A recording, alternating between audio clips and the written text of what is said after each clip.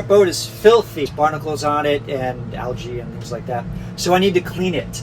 But we have a compressor. So this is a Fortress. It's 2 gallons.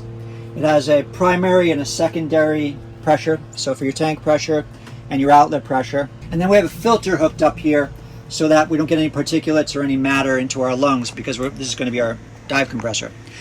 And then we're going to hook it up to this 100-foot hose here and a Hookah regulator for your mouth. And we'll go down and we'll clean the bottom.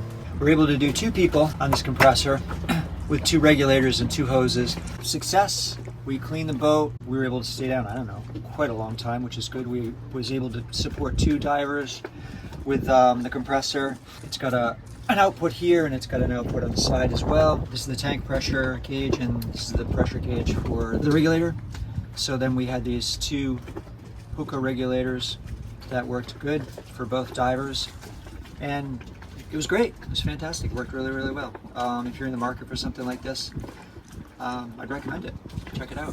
So long term, if your boat's going to be in the water all the time, and it's not in a seasonal place where you pull it out every season, it's in a warm place, this would be great, because you don't have to, if you're a competent diver, you can do it yourself pretty easily and save yourself some money and do it as often as you want to.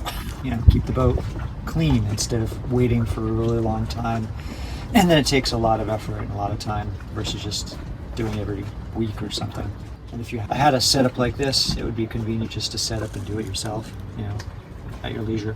Power switch, which is either off or you put it on auto, and when it's on auto, then it kicks in when it needs to add more pressure to the tank.